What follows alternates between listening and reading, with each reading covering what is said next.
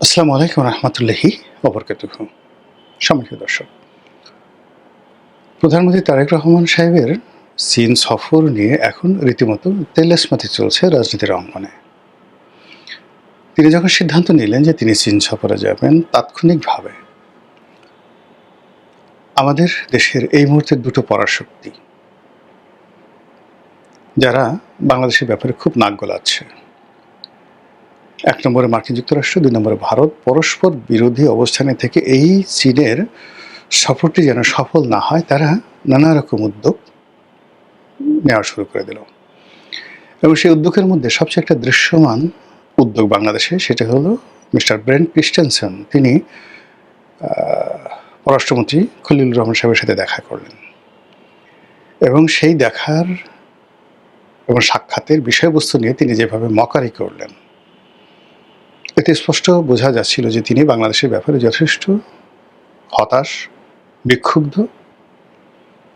এবং তার এই বিরাগের কথা তিনি জানাতে গিয়েছিলেন খলিলুর রহমান সাহেবকে।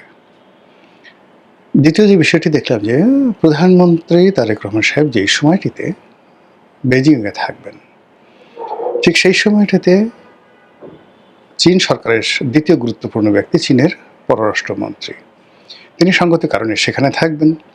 আমাদের পররাষ্ট্রমন্ত্রী যাচ্ছে, কিন্তু ওই সময়টাতে ভারত কী করলো, কৌশল করে পররাষ্ট্রমন্ত্রীকে দিল্লিতে নিয়ে এলো, চীনের পররাষ্ট্রমন্ত্রী জয়শঙ্করের সাথে বৈঠকের জন্য।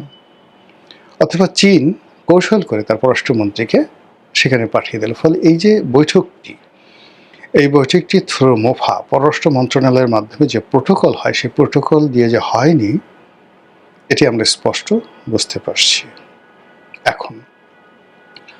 তো দ্বিতীয় যে ঘটনাটি, সেটা হলো যখন তারেক রহমান সাহেব গেলেন, আওয়ামী লীগের যারা লোকজন আছেন, বিএনপি বিরোধী শক্তি যে আছেন, তারা সবাই বলা বলি করলেন যে আরে গেছে গেছে গেছে, কিচ্ছু হবে না, একেবারে ওখান থেকে খালি হাতে ফিরতে হবে। দ্বিতীয়ত ওখানে মানে জিংপি, তার সঙ্গে তার দেখা হবে না, কথাও হবে না, বড় জোরে হ্যান্ডশেক হতে পারে।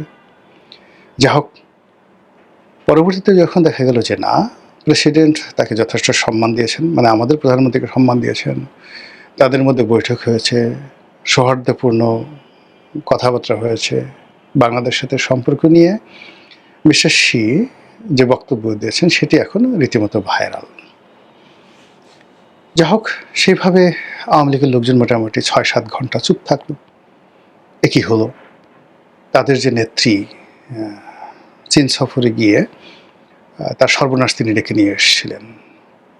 আর বিএনপি যে কথা বলার চেষ্টা করেছিলেন যে শেখ হাসিনার যেখান থেকে শুরু, মানে শেষ, এই চীন দিয়ে শেখ হাসিনার শেষ হয়েছে, সেই চীন থেকেই তারেক রহমানের শুরু হলো।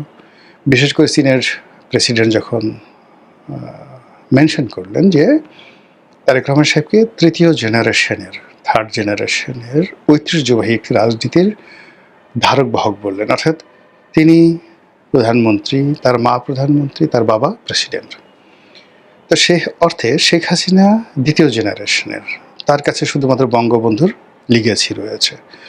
তো সেক্ষেত্রে যদি আভিজাত্য ধরেন, যেটিকে বলা হয় অ্যারিস্টোক্রেসি, তো সেই আভিজাত্যের প্রাচীনত্বে তারেক রহমান সাহেব এক ধাপ আগানো, এক জেনারেশন আগানো। তো সেই অর্থে বিএনপির যারা লোকজন, তাদের বক্তব্য যে দেখো দেখো দেখো আমাদের প্রধানমন্ত্রী কতটা ঐতিহ্যবাহী, যে চীনের প্রেসিডেন্ট কিংবা তিনি যখন মালয়েশিয়াতে গেলেন, মালয়েশিয়ার প্রেসিডেন্ট বারবার তার মার কথা স্মরণ করছেন, তার বাবার কথা স্মরণ করছেন। কিন্তু শেখ হাসিনা যে বিদেশে গেছেন কখনো, তো তিনি তো সেই লিগেসিটা ধারণ করতে পারেনি। এর কারণে বঙ্গবন্ধুর সঙ্গে যাদের খাতির ছিল, তারা সবাই মরে গেছেন। আর শেখ হাসিনার যে বয়স প্রায় 78 ইয়ার্স ওল্ড নাও, তো তিনি বিশ্বের যে কজন বয়স্ক বা বয়স্কা রাজনীতিবিদ আছেন, তাদের মধ্যে শীর্ষতম। ফলে তাকে নিয়ে স্মৃতিচারণ করার, তার বাবাকে নিয়ে স্মৃতিচারণ করার ঘটনা ঘটেনি। তো সেই অর্থে শহীদ প্রেসিডেন্ট জিয়াউর রহমান, বেগম জিয়া, তাদের যে উত্থান, তাদের কর্মজীবন, এই সব মিলিয়ে এখন এই রাজনীতিতে যারা আছেন অনেকে স্মৃতিচারণ করতে পারছেন। সেই অর্থে চীনের যে প্রেসিডেন্ট, তিনিও স্মৃতিচারণ করলেন, এবং এটি নিয়ে বিএনপির যারা লোকজন আছে তারা তো মহা খুশি। এতটা খুঁটে যেতে এখন তারা বলার চেষ্টা করছে যে দেখো দেখো দেখো, যে শেখ হাসিনা চীনে গিয়ে তার পতন ডেকে নিয়ে আসলেন, সেখানে গিয়ে আমাদের নেতা, আমাদের দল কি পর্যায়ে সফল হয়ে গেল। কিন্তু এটাও আবার বেশি, মানে 6 ঘন্টার বেশি স্থায়ী হলো না।